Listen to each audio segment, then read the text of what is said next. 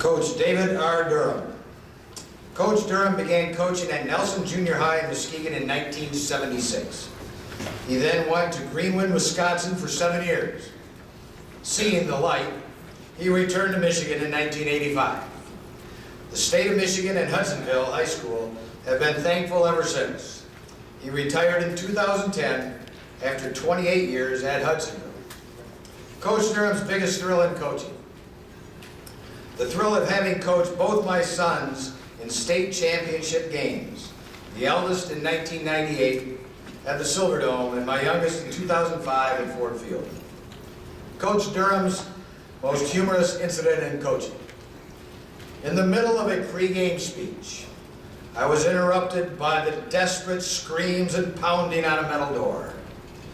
One of our biggest linemen was stuck in a stall because the door was jammed.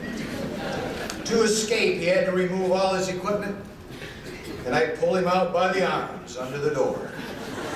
Ladies and gentlemen, the newest member of the Hall of Fame, Coach David R. Durham.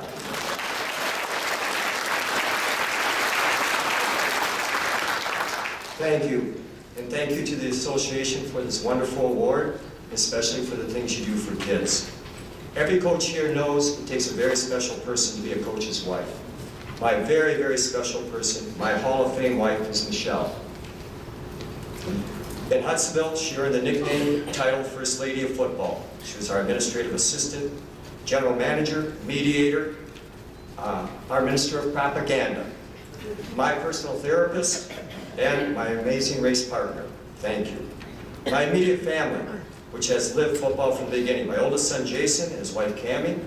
When Jason was a linebacker for us, we used to have openly heated debates, very entertaining debates as far as what we were going to do on defense. After watching game films, I realized he was almost always right, and I would never admit to it. Jason is a teacher, wrestling coach, defensive coordinator at Grand Haven. Cammie, his wife, is a standout, or was a standout cross-country runner at Hudsonville High School in Central Michigan. My daughter, Julie, and her husband, Jason. Julie was just 5 weeks old when, due to an emergency at home, she attended practice, with me demonstrating drills as I carried her around in a baby front pack. Later, I used to let the kids play in my classroom during practice. Once I returned and found that while Julie, as usual, had been making posters and things for the football team, Jason and friend Casey Glass had stuffed her into a locker and left her there. Julie's husband, Jason Meisner, he came to Hudsonville to be my student teacher, and he ended up with a wife. Julie, who swore she would never marry a coach.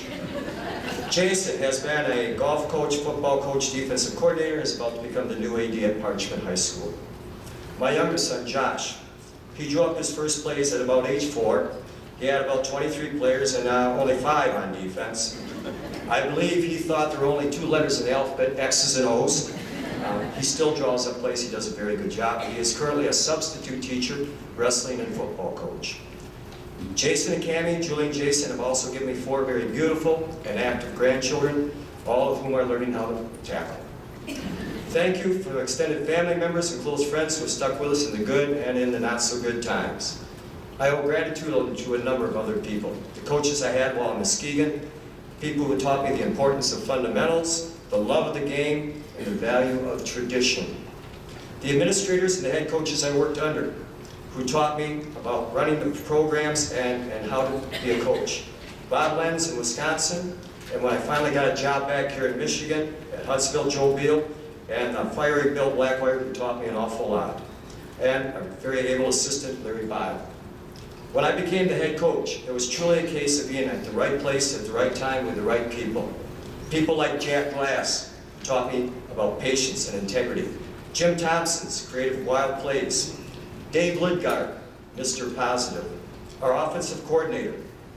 We were playing an arch rival, and I told Dave early in the game, I can feel that the defense is just slipping away. You're going to have to score 50 points for us tonight. 50. It took 2 overtimes and 1 wild game, but his offense did as we won, 57-56. Dave is now the head coach at Hudsonville. Dave Lenore has an uncanny ability to motivate, especially with team bets and challenges, which sometimes led to the coaching staff having to pay off by doing things like mudslides into Victory Pond, or taking flying leaps off a dock into Reed's Lake. Last year, Dave also coached Hudsonville to its first state championship in baseball. Kevin Scher Mr. Determination. If you run it, he will study it, and he'll find a way to stop it. Besides, he still thinks he can teach me how to turn a computer on. The wit and energy of Hune, Groothuis, Granville, and Muirman, and many, many more very talented volunteers and staff members who joined us along the way. I really need to thank the kids we've coached for each day allowing us to learn that wacky, bipolar, express world of teenagers. Our job has been to teach them. However, I believe we've learned an awful lot together. How to endure the lows, the gut-wrenching defeats, the season-ending injuries, the off-the-field personal tragedies. The flip side, the highs, the championships won, thrills of seeing a popular but not so talented second stringer return an interception for a TD as everyone goes absolutely bonkers on the sideline. Okay. The laughter when, during pregame, as we said, we had individuals stuck in a toilet stall, and also during a practice when we had an individual, one of our star-stud linemen, begin to pass out and shake, eyes rolling back, and someone brought a snake into the huddle as he was obviously phobic. Most importantly, and also along the lines with the comedy, the fact that at one time, I as a coach ran onto the practice field obliviously to what I was wearing two different shoes, each of a different color, each with different shoelaces. Most importantly, the connections that continue through life as all of us remain a part of a very special team, an extended family team. We have a saying, football is just a game, but it is the greatest of games. Thank you.